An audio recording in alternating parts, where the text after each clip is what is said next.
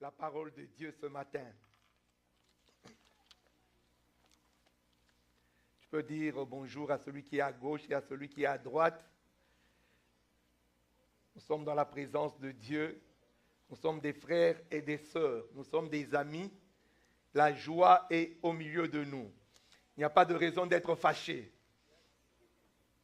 Même si vous vous êtes fâché en venant dans la voiture parce que l'un était en retard, mais c'est une occasion maintenant de retrouver la joie dans la présence de notre Dieu. Alléluia. Gloire à l'Éternel. Nous allons lire, bien aimé, ce matin dans le livre de Néhémie. Nous allons lire un verset dans un texte que nous connaissons bien. Nous connaissons l'histoire, mais nous voulons être encouragés ce matin par ce verset du livre de Néhémie. Nous allons lire le verset premier du chapitre 6. Si nous sommes prêts, nous allons dire Amen. Le verset 6 est le verset premier du chapitre 6. Nous lisons ensemble au nom de Jésus-Christ. Moi, je vais lire de la version Louis II. Nous lisons au nom de Jésus. Amen. Je n'avais pas encore posé les bâtons des portes lorsque Sambala, Tobidja, Geshem, l'Arabe et nos autres ennemis apprirent que j'avais rebâti la muraille et qu'il n'y restait plus de brèche. Amen. Amen. Père, nous bénissons ton nom. Telle est ta parole. Nos cœurs sont disposés. Seigneur, que cette parole soit vie et bonne santé pour chacun de nous. Laisse que par le Saint-Esprit, ô Dieu qui sonde les profondeurs et les reins, que cela soit une réponse, que cela soit un encouragement, que cela soit pour fortifier, Seigneur, que cela soit pour guérir ce matin par ta grâce, Seigneur éternel, au nom de Jésus-Christ. Amen. Amen. Gloire à l'Éternel. Nous pouvons nous mettre dans la présence de notre Dieu. Alléluia. Amen. Quel beau jour ce matin, bien-aimés. Un jour que l'Éternel a fait afin que nous puissions nous réjouir dans sa présence. Bien-aimés, ce matin, je voudrais que nous puissions comprendre que chaque chrétien peut se mettre debout et compter sur son Dieu. Parce que notre Dieu est vivant, notre Dieu est sur le trône et notre Dieu, c'est celui qui contrôle toute situation. Amen. Je n'ai pas entendu ton Amen. Amen. Amen. Amen. Bien-aimé, je voudrais te dire que ce matin, l'Éternel Dieu est en train de te regarder. Si tu peux encore lui faire confiance. Parce que l'Éternel, notre Dieu, c'est celui qui peut relever celui qui est tombé. Alléluia. Alléluia. Ce matin, bien-aimé, je suis venu pour te dire que après une chute, il y a lieu de se relever. Après un échec, il y a lieu de réussir. Alléluia. Après une maladie, il y a lieu, bien-aimé, d'être recouvré. Alléluia. Après une destruction, il peut y avoir une reconstruction. Tout n'est pas fini quand il y a un échec, quand il y a une chute. Quand il y a une occasion, une situation de désespoir, tout n'est pas fini. Parce qu'il y a encore de l'espérance. Alléluia. Alléluia. Le titre de mon message ce matin, c'est « Je rebâtirai ». Je rebâtirai. Il peut y avoir des ruines, mais l'Éternel dit « Je rebâtirai ».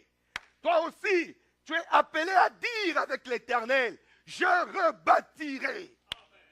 à cause de l'Éternel qui est en toi, tu peux crier ce matin, je rebâtirai. Alléluia. Alléluia. Quel que soit le temps que je suis resté accouché, mais je peux encore me relever. Quel que soit le temps où je suis resté dans les pleurs, je peux encore sourire et avoir de la joie. Parce que l'Éternel est avec moi. Alléluia. Les situations peuvent arriver. Les obstacles peuvent se mettre sur notre chemin.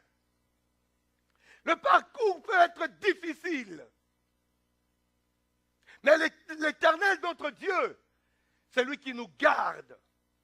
Tant qu'il nous donne encore la vie, le souffle de vie, bien-aimé, il y a de l'espoir. Ecclésiaste 9,4 dit ceci. Ecclésiaste 9,4, je voudrais que nous puissions lire ensemble. Ecclésiaste 9,4 dit, pour tous ceux qui vivent, il y a de l'espérance. Et même un chien vivant vaut mieux qu'un lion mort. Tant que tu as encore le souffle de vie, même si tu ne vois pas, bien-aimé, même si tu ne peux pas te mettre debout, il y a encore de l'espérance. Tout sera consommé quand le cœur cessera de battre et que ça sera fini. Et même là, il y a encore de l'espérance, parce qu'il existe la résurrection. Alléluia. Ce matin, je voudrais t'encourager, bien-aimé, là où tu es. Ne dis pas que c'est fini, ou ne dis pas que toi, peut-être, cette malédiction continue à te poursuivre. Tout sur la terre est appelé à commencer un jour et à se terminer un autre jour. Ça ne peut pas rester continuellement. Seul Dieu et sa parole demeurent de toute éternité. Alléluia. Alléluia. Bien-aimés, l'histoire de Néhémie, nous la connaissons. Néhémie est en captivité.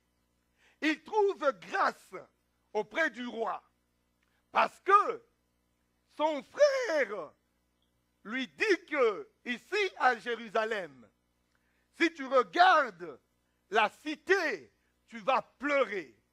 Il n'y a plus rien. Les murailles sont tombées, totalement détruites. Et les portes ont été même brûlées. Quand tu regardes la cité, c'est un désespoir. C'est comme si l'esprit de mort est passé et tout est mourant. Ça fait mal à Néhémie.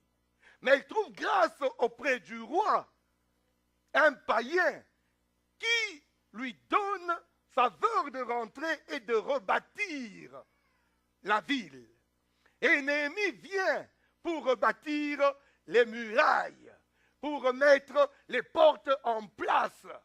Et pendant qu'il est en train d'exécuter ce projet qu'il avait à cause de l'amour de son Dieu, bien-aimé, l'opposition ne cesse de venir contre Néhémie. Mais Néhémie ne pouvait compter que sur l'Éternel des armées. Malgré l'opposition, les murs ont été rebâtis. Alléluia. Malgré l'opposition, bien-aimé, tu rebâtiras. Malgré les difficultés, tu rebâtiras. Même si tu ne sais pas comment cela va commencer, par où ça peut venir, ce matin, le message que je porte de la part de l'Éternel pour toi, c'est que tu rebâtiras. Tu rebâtiras. Et je rebâtirai. Alléluia. Alléluia. Bien-aimés, quand les murailles sont tombées, vous savez, nous sommes dans l'ancien temps où chaque ville était entourée d'une muraille pour sa sécurité et pour sa protection. Mais maintenant, quand les murailles sont tombées, c'est-à-dire que tous les ennemis qui sont autour de vous, vous savez, Israël est dans une terre que Dieu lui a donnée. Cette terre avait ses occupants. Mais maintenant, ces occupants ont été envahis par les enfants d'Israël. Ce qui fait que ceux qui sont restés ont été des ennemis d'Israël. Et chaque fois qu'ils avaient l'occasion pour marcher sur Israël, ils saisissaient l'occasion pour marcher sur Israël. Alléluia. Maintenant que les murs sont tombés autour de Jérusalem, tous les voisins peuvent entrer à tout moment et imposer tout ce qu'ils veulent sur Israël. Et les difficultés sont comme croissantes, une vient après l'autre. Une autre s'ajoute à celle qui est déjà là. Ce qui fait que les jours, plus ils passent, plus la douleur devient grande. Les pleurs, les plaintes, les complaintes dans la ville. Ça fait mal à Néhémie. Et il sort au nom de l'Éternel pour rebâtir. Et il fait confiance en l'Éternel. C'est ainsi que, dans le chapitre 6, il nous est reporté. Je n'avais encore posé les bâtons des portes lorsque mes opposants, qui sont Sambala, Tobidja, Geshem, l'arabe, et même les autres, quand ils apprirent que la muraille a été rebâtie, ils sont venus encore, ils ne se sont pas arrêtés. Tes ennemis ne voudront pas te voir bien-aimé, souriant. Tes ennemis chercheront à ce que tu sois toujours en train de pleurer. Alléluia. Mais ce matin, bien-aimé, sache qu'il y a encore de l'espérance pour toi. Il y a deux choses si tu veux rebâtir comme Néhémie. Néhémie a pu rebâtir les murailles. Déjà en rebâtissant les murailles, bien-aimé, c'est une très très bonne chose. Parce que au moins il n'y a qu'une entrée qui reste, la porte. Même si elle est encore là, vous pouvez au moins contrôler qui est en train de venir. Alléluia. Mais si toutes les murailles sont tombées, l'ennemi peut entrer par n'importe où et à n'importe quand. Si tu veux rebâtir comme Néhémie, ce matin je voudrais t'encourager à faire deux choses. Est-ce que tu peux dire Amen avec moi? La première chose que je voudrais te proposer pour rebâtir, bien-aimé, c'est fermer les brèches. Fermer les brèches. La Bible dit que Néhémie a fermé les brèches. Il a fermé les brèches. Aujourd'hui, bien-aimé, regarde dans ta vie si tu veux rebâtir encore. Sachez ceci, un chrétien n'a toujours pas été là où il doit être jusqu'à ce que Christ revienne. Là où tu es, sache que tu es là momentanément. Ne sois pas satisfait de là où tu es. Sois reconnaissant vis-à-vis de Dieu. Parce qu'il y a d'autres qui n'ont pas la position que tu as. Il y a d'autres qui ne sont pas dans la situation que tu es. Mais la situation que tu es n'est pas ta destination. Parce que pour que tu accomplisses la mission que tu dois accomplir, tu dois être à un niveau supérieur. Et c'est vers cette direction que Dieu t'amène. Alléluia. Alléluia. Alléluia. Que le nom de l'Éternel soit béni. Alors pour que tu sois dans ta position, bien-aimé, ferme les brèches. Ferme les ouvertures dans ta vie. Que le diable ne puisse pas voir par où il peut entrer pour encore te faire du mal. Ferme toutes les brèches possibles. Examine-toi. Ferme toutes les brèches. Parce que l'ennemi, il cherchera toujours ton malheur. Il cherchera toujours ta souffrance. Mais c'est l'occasion que toi tu vas lui donner qu'il va exploiter. Si tu ne lui donnes pas l'occasion, il ne saura pas te faire du mal. Il ne saura pas te nuire. Donc la première chose pour vaincre, la première chose pour prospérer, la première chose, bien aimé, pour rebâtir, la première chose pour se remettre debout, la première chose pour avancer, faire un pas de l'avant, bien aimé, avec assurance, ferme toutes les brèches autour de toi. Alléluia. Alléluia. Bien aimé, l'ennemi cherche à ce que tu sois contrôlé, qu'il sache comment est-ce que tu avances. Comment tu t'es levé le matin? Si tu te plains, il est content parce que tu es en train de souffrir. Il cherche qu'est-ce que tu as mangé. Il cherche qu'est-ce qui se passe dans ta maison.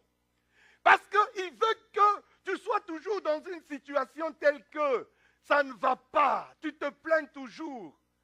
Et lui, il est content parce que c'est comme si tu es manipulé. Tu es télécommandé. Il te contrôle. L'ennemi bien-aimé, il est là. Il cherche que, tant que tu es dans cette situation, tu seras en train de le servir. Parce que tu ne sauras pas être indépendant.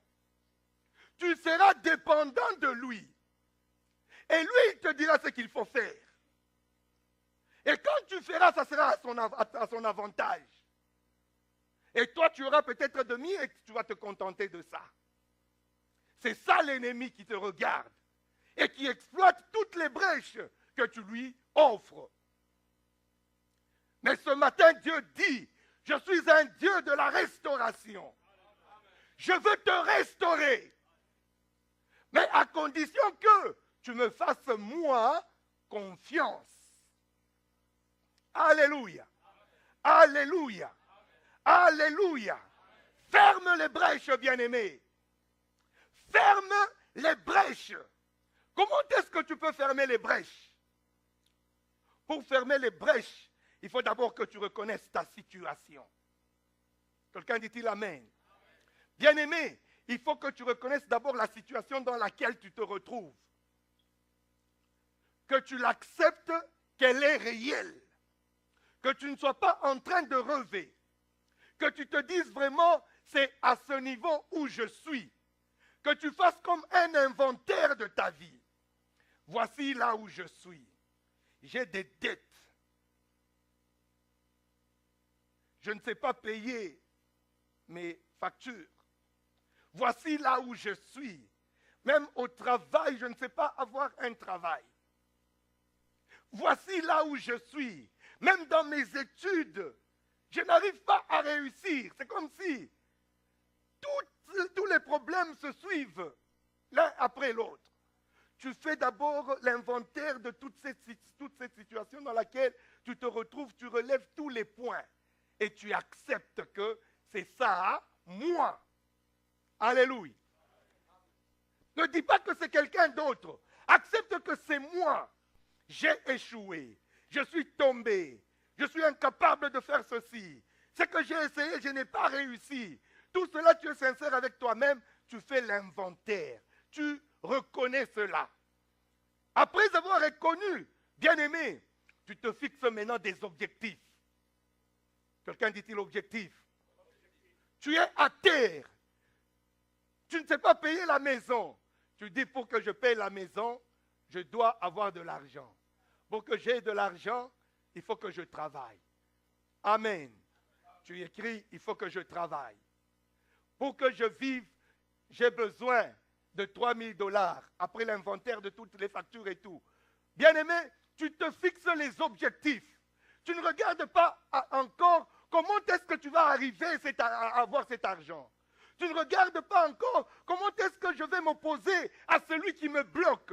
tu ne regardes pas encore comment est-ce que je vais m'y prendre. Mais d'abord, tu réalises seulement les faits réels tels qu'ils se présentent. Alléluia.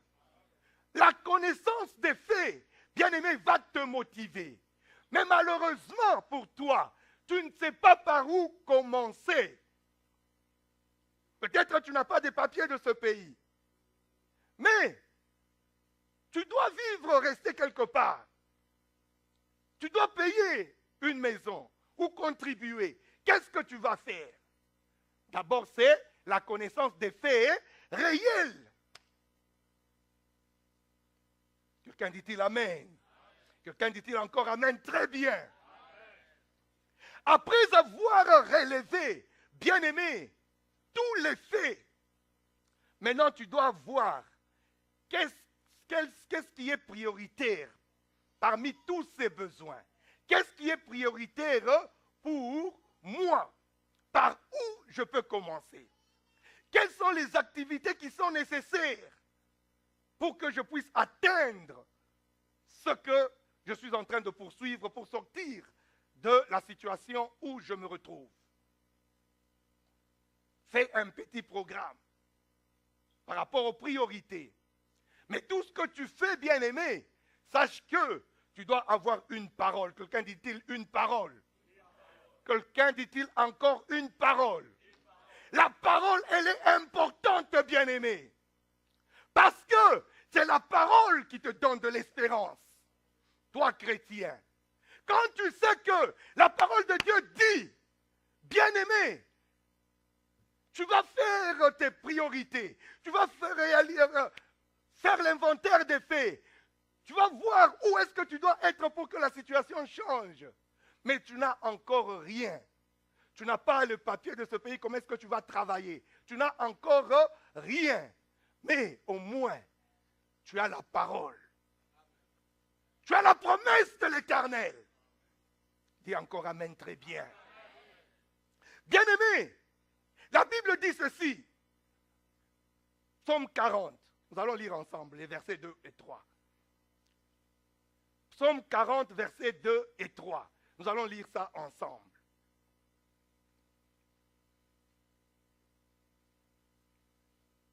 La Bible dit, il m'a retiré de la fosse de destruction, du fond de la boue, et il a dressé mes pieds sur le roc.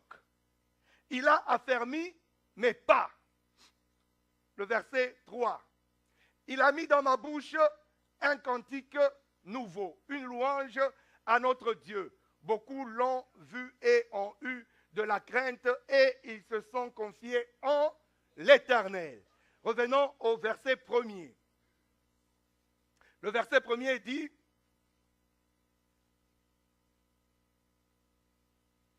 j'avais mis en l'Éternel, quoi? Mon espérance. Et il s'est incliné vers moi. Il a écouté quoi? Mes cris. Donc, l'espérance, bien-aimé du lendemain, est entre les mains de qui? De l'Éternel. Moi, je ne suis rien. Moi, je n'ai rien. Mais voici ma situation. Cette situation peut être changée si je mets de l'espérance en qui? En l'Éternel.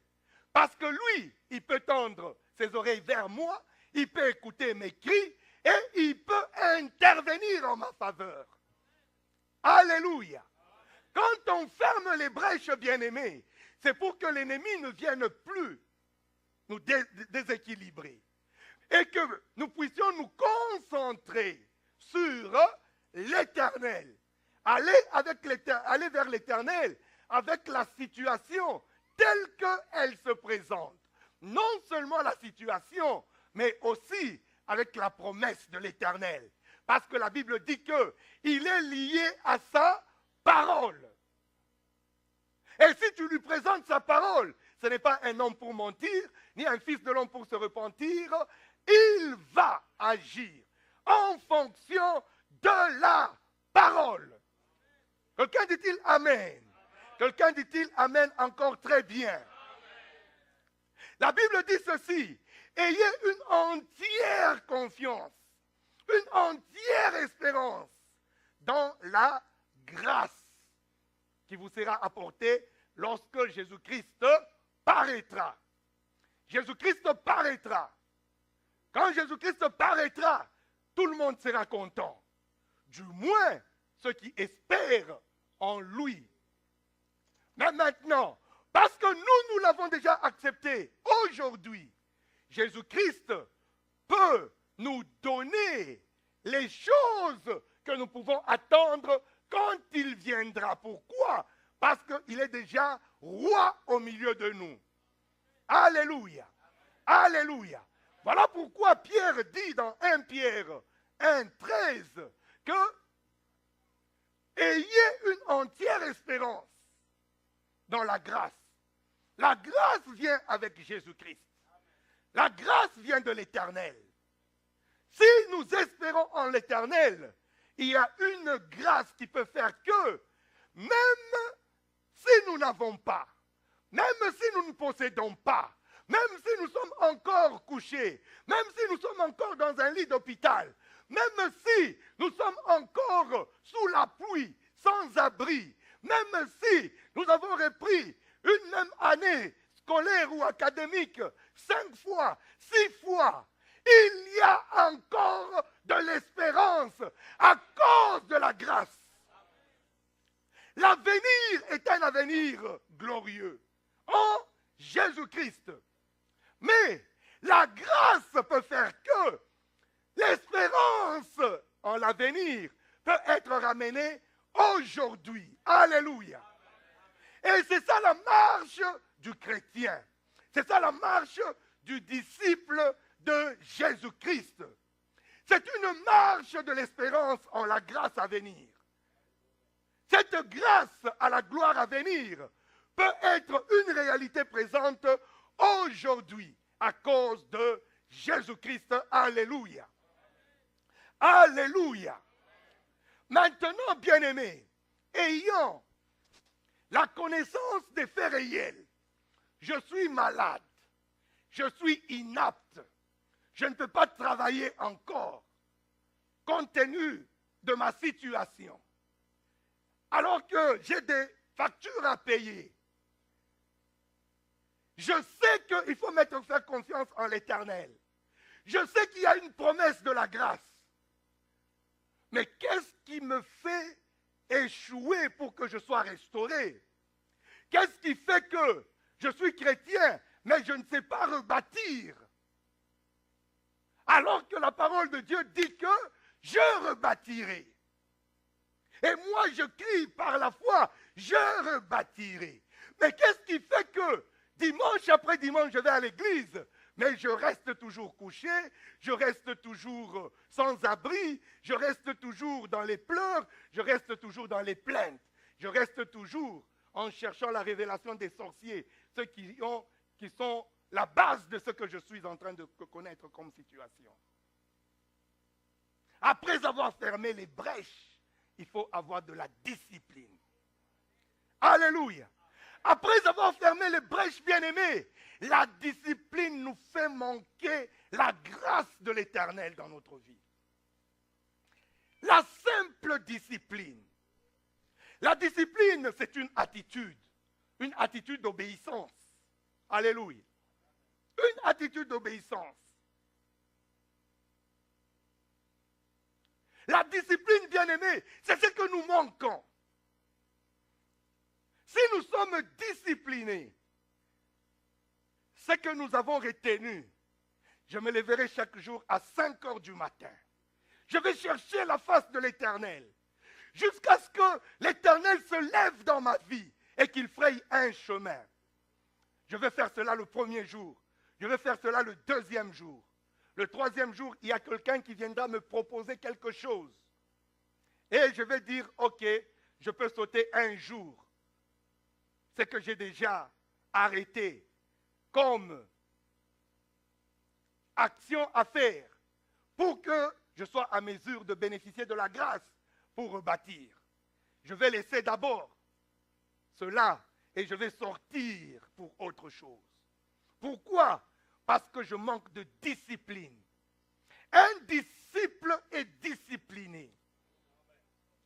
Un disciple qui n'est pas discipliné, il ne sera jamais à la ressemblance de Christ. Il n'aura jamais la force de Christ.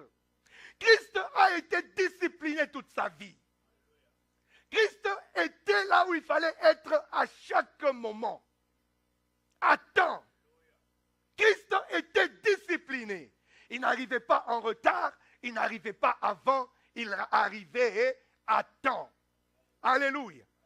Christ était très discipliné. Il était patient. Il n'était pas pressé. Christ était très discipliné. Il avait les priorités par rapport à ce qu'il savait qu'il fallait faire ça pour arriver à la restauration. Christ était venu. Christ n'a pas manqué de souffrir. Christ a souffert. Mais dans la souffrance, Christ n'a pas crié au miracle pour qu'il quitte la souffrance. Christ savait qu'il fallait qu'il atteigne un objectif. Et il devait passer par cette souffrance. Dans la souffrance, il a été patient. Et il a été discipliné.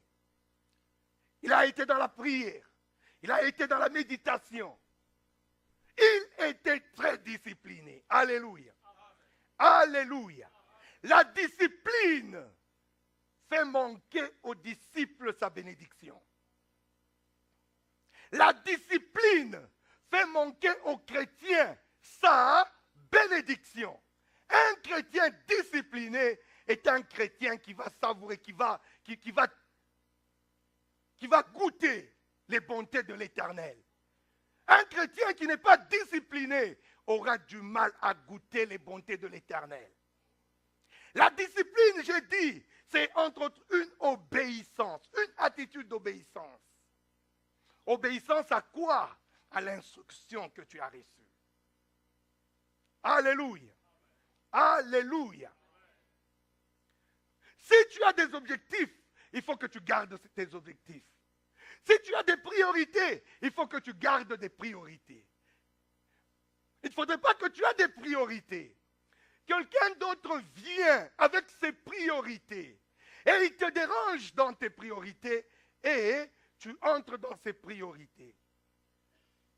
Tu peux y entrer si du moins c'est conduit par le Saint-Esprit. Dans la prière, tu sens qu'il faut que tu fasses quelque chose. Je dis je ne dis pas dans la distraction. Parce que dans la distraction, c'est le diable qui vient te trouver dans ta faiblesse. Afin qu'une porte soit encore ouverte. Pour que tu ne restes pas sur tes objectifs. Pour attendre la main de l'Éternel. Alléluia. Alléluia. Est-ce que nous sommes ensemble, bien-aimés? Est-ce que nous sommes ensemble? La discipline, bien-aimée, c'est aussi une maîtrise de soi. La discipline, c'est une maîtrise de soi. La discipline, c'est quand tu sais que le diable cherche à ce que les portes soient toujours ouvertes. Quand tu le sais, tu disciplines ton corps. Tu disciplines ta vie entière. Tu dis, je ne me laisserai pas faire parce que le diable va exploiter quand une porte sera ouverte. Quelqu'un dit-il Amen? La porte ouverte sera ta faiblesse. Et la faiblesse sera cette porte sera ce qui t'empêchera à être restauré. Ce que tu dois éviter pour la maîtrise de soi, bien-aimé, il faut que tu évites la peur. Il faut que tu prennes la bonne décision. Savoir dire oui et savoir dire non. Il ne faudrait pas que quand il faut dire non, tu dis oui pour plaire à un homme. Là où il faut dire oui, tu dis non parce que tu es dans une distraction. Il faut être dans la prière pour ne pas être dans la distraction. Il faut savoir prendre la bonne décision. Oui quand il faut dire oui, non quand il faut dire non. Et il faut toujours se rappeler que je dois m'appuyer sur l'Éternel. Pas s'appuyer sur toi-même, mais t'appuyer sur l'Éternel. Quelqu'un dit-il Amen? Quelqu'un dit-il Amen? Pour garder la maîtrise du soi, bien et de soi, il faut, bien aimé, avoir du courage. Le courage, un disciple en a besoin. Pour ne pas avoir peur, bien aimé, tu dois avoir du courage. Tu dois savoir oser. Josué se retrouve, il doit prendre la place de Moïse. Moïse, c'était un grand homme de Dieu connu de tout Israël, préparé dans la maison de Pharaon. Mais Moïse n'a pas été dans des grandes écoles comme Josué n'a pas été dans des grandes écoles comme Moïse, mais il a été au pied de Moïse. Quand il était temps qu'il prenne les choses en main, Dieu lui dit, fortifie-toi et prends courage. Fortifie-toi et prends courage. Si tu as fermé toutes les portes, toutes les brèches sont fermées, tu ne peux pas avoir peur. Si tu as de la discipline, tu ne peux pas avoir peur. Maintenant, sois seulement courageux. Ce que tu dois faire par la foi, sors et fais-le par la foi, sachant que Dieu est avec moi. Amen. Alléluia. Amen. Sachant que Dieu est avec moi, sors et fais-le par la foi. Parce que Philippiens 4, 13 dit quoi? Philippiens 4, 13 dit, je peux tout par celui qui me fortifie. I can do all. Par celui qui me fortifie. L'Éternel est ma force. Je peux tout. Je peux tout. Il n'y a rien que je ne peux pas faire si je suis en Christ. Voilà pourquoi Dieu dit à Josué, fortifie-toi et prends courage. Alléluia. Alléluia. Est-ce que tu peux dire avec moi, je bâtirai, je rebâtirai, je rebâtirai, je me relèverai, je me relèverai, je me relèverai, je me relèverai, quelle que soit la longueur, bien-aimé, pendant laquelle tu es couché, tu te relèveras. Parce que, comment je le sais? Je le sais parce que tu es en train de respirer aujourd'hui. Bien-aimé, avant que tu puisses mourir, bien-aimé, la situation sera restaurée. La vie sera autre. Ce qu'on voit aujourd'hui ne sera pas ce qu'on verra demain. Pourquoi? Parce qu'il y a de l'espérance à la grâce à venir qui est aujourd'hui disponible en Jésus-Christ. Pour ceux qui croient, bien-aimé, la restauration est possible. Alors ne te moque pas de quelqu'un qui a échoué 5 fois. Ne te moque pas de quelqu'un qui est encore tombé aujourd'hui. Ne te moque pas de quelqu'un qui n'a pas encore. Alléluia. Bill Gates, le grand millionnaire, milliardaire, a échoué l'université. Qui sait ça? Il a échoué l'université. Mais c'est lui le grand milliardaire. Alléluia. Je ne veux pas parler de sa foi.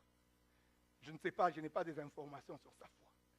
Mais au moins je sais que ta présence en ce lieu, tu crois en Jésus-Christ. Si Jésus-Christ est le même hier, aujourd'hui et éternellement. Si celui qui a échoué a été relevé au point d'avoir plus que tout le monde. Et maintenant, toi qui crois en Jésus-Christ, bien-aimé, tant que tu as le souffle de vie, ne dis pas que ma situation est désespérante. Ne dis pas que c'est fini pour moi. Ne te décourage pas. Vous savez, il y a d'autres personnes qui se retrouvent dans une situation comme ça. Avant qu'on lui dise que, bon, c'est fini, lui-même, il décide que c'est fini. Ne décide pas si tu peux encore respirer. Alléluia.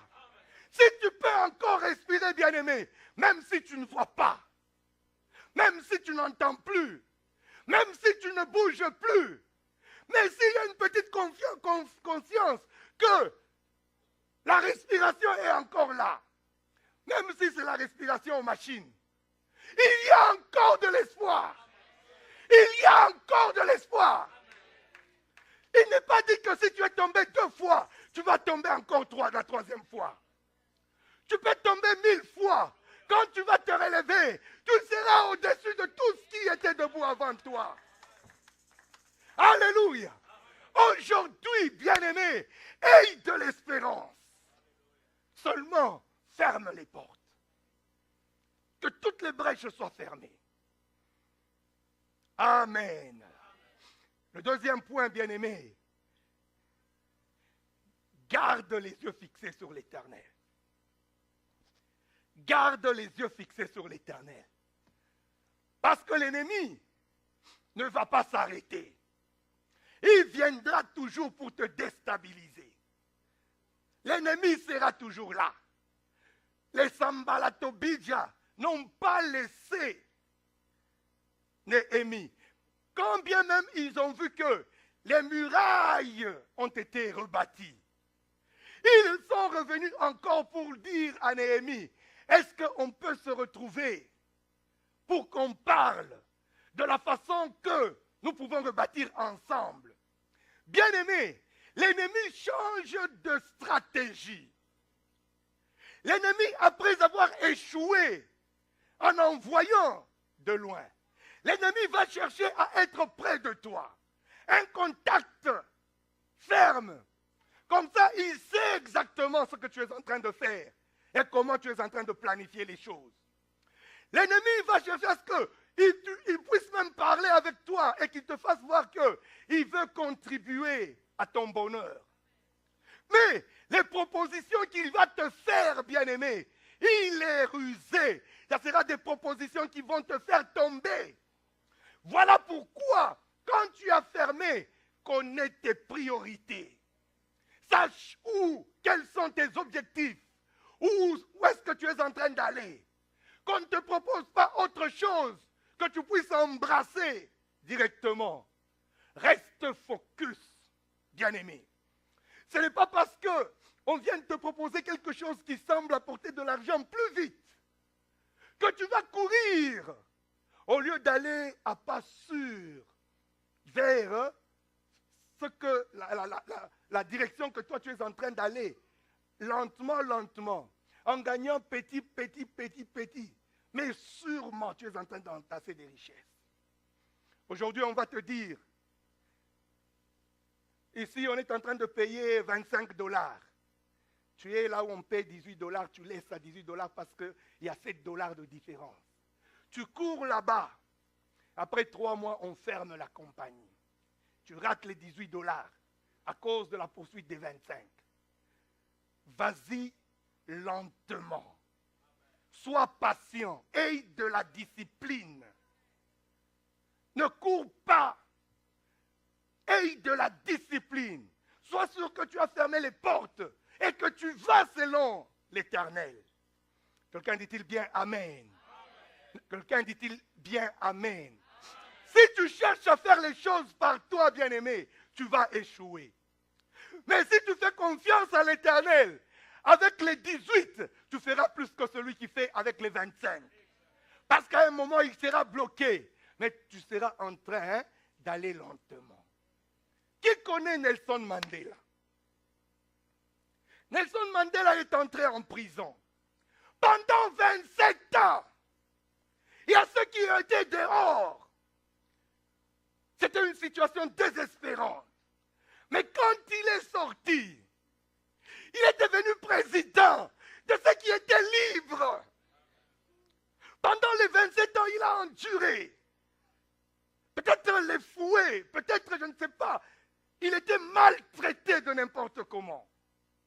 Mais ceux qui étaient dehors, qui allaient à l'école, qui roulaient dans les voitures, comme Nelson Mandela est sorti de la prison, lui qui était prisonnier pendant 27 ans, c'est lui qui est devenu président de la République. Je rebâtirai. Oh Jésus, je rebâtirai. La Bible dit que les enfants de la stérile seront plus nombreux que celles qui accouchent. Je rebâtirai. Je me relèverai. Je me relèverai. Alléluia.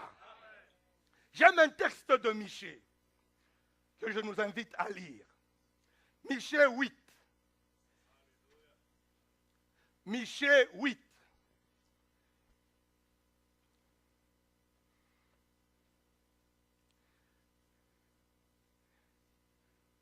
Michée 8.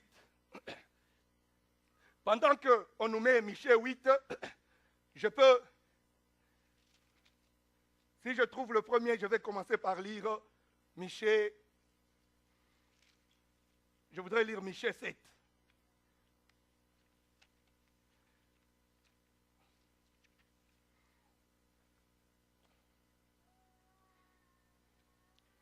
Oh, j'ai dit Michée, combien 7? Non, Michée, je voulais qu'on lise Michée 7, 8. Mais je commence déjà par lire Michée 7, 7, si ce n'est pas encore prêt là-bas. Je lis Michée 7, 7. La Bible dit ceci.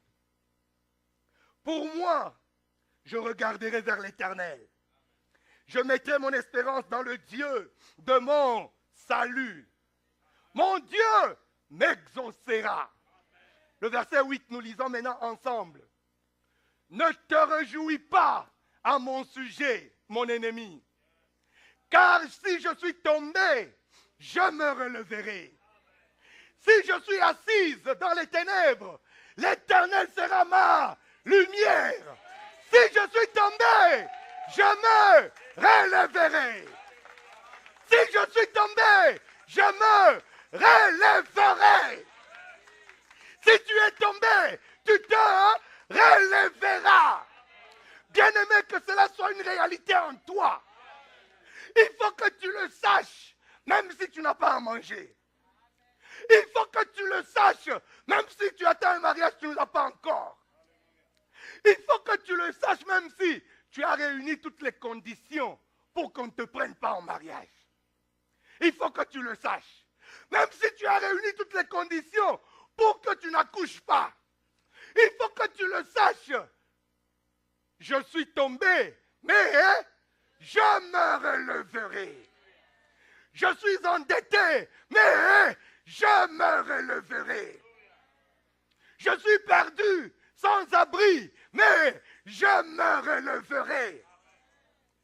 J'ai échoué à l'école, mais je me relèverai. Alléluia. Alléluia. Je voudrais dire à quelqu'un ce matin, l'échec peut être le chemin du succès. Tu n'as pas dit amen. L'échec peut être le chemin du succès. Alléluia. La chute, bien-aimée, peut être le chemin de l'élévation. Alléluia. La prison peut être le chemin du repositionnement. Alléluia.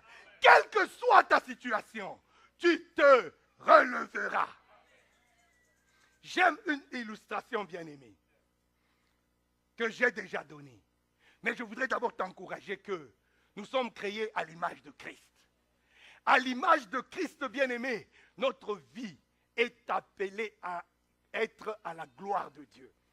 Notre vie est appelée à être une vie de gloire. C'est-à-dire, tout le monde doit voir la gloire de Dieu dans ma vie. Avant que je puisse mourir, tout le monde, je serai un panneau de publicité de Dieu, que tout le monde verra et dira que c'est vrai, l'Éternel existe. Alléluia. Quelle que soit la situation que je connais, voilà pourquoi notre Dieu, c'est un Dieu de gloire. lui qu'on ne voit pas parce qu'il est esprit, quand il est présent, il se manifeste dans la gloire. Et ma situation pendant que je suis couché est une occasion de gloire.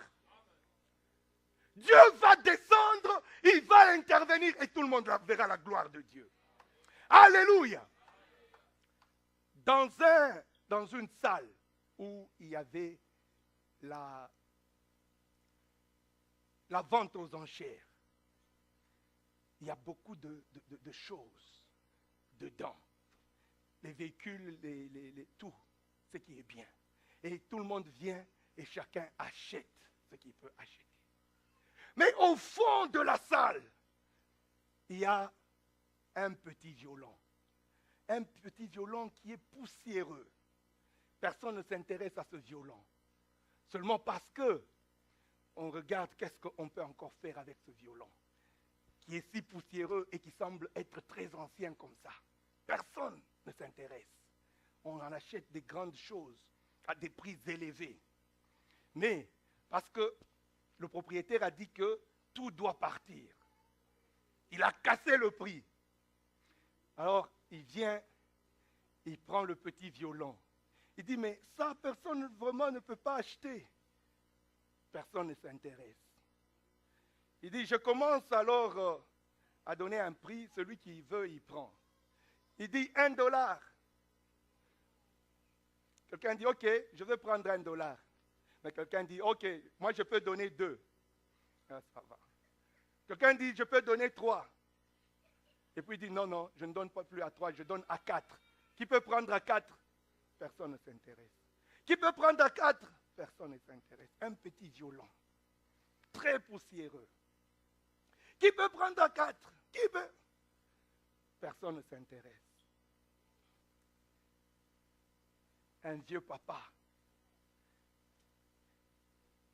Je crois qu'il était partenaire du responsable de la salle. Il prend le petit violon. Il enlève la poussière. Et puis, il commence à chanter avec le petit violon. Ça sort un son terrible. Tout le monde regarde. Oh, c'est ce petit violon ici. Comme le papa aussi était professionnel, il a chanté une musique très harmonieuse. C'était tellement bon. Tout le monde était joyeux. Tout le monde a laissé ce qu'il faisait et ils sont venus pour entourer le papa. Et le papa commence maintenant, la chose qui était à $3, il dit, qui peut donner $1000? Quelqu'un dit, moi. Il dit, oh, la chose à $3, $4, personne ne voulait acheter. Mais maintenant, ça a été dépoussiéré. Et il dit, qui peut la prendre à $1000? Quelqu'un dit, moi. Il dit, non, pas à 1000. Qui peut donner 1200? Quelqu'un d'autre dit, moi. 1500. Moi. Il arrive à $2000. Il y a toujours quelqu'un qui veut prendre le violon poussiéreux qui a $4. Personne ne pouvait le prendre. Je voudrais dire à quelqu'un ce matin, si tu es disciple de Dieu, laisse Jésus-Christ te prendre de là où tu es.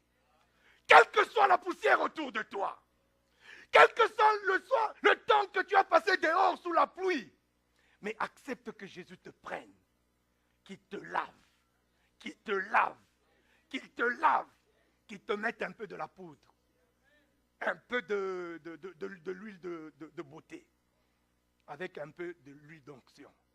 Et puis qu'il sorte derrière avec toi. Et qu'il dise, qui veut? Si tu ne vas pas voir le monde entier courir derrière toi. Si tel est le cas, bien-aimé, que tu désires cela, acclame l'Éternel encore plus fort. Et lève-toi, bénis l'Éternel. Bénis l'Éternel, parce que tu te relèveras. Tu te relèveras. Tu te relèveras. Je me relèverai. Ne me regarde pas aujourd'hui. Viens me regarder demain. Ne me regarde pas aujourd'hui. Viens me regarder demain. Parce que demain, j'ai confiance en Dieu. Je me suis laissé en Dieu. Il va me laver. Il va me donner une forme. Et il va me donner de la valeur. La Bible dit que j'ai du prix à ses yeux.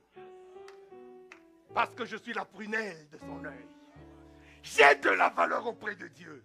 Ne t'inquiète pas si les hommes ne te donnent pas de la valeur. Dieu te donne suffisamment de la valeur. Acclame l'Éternel.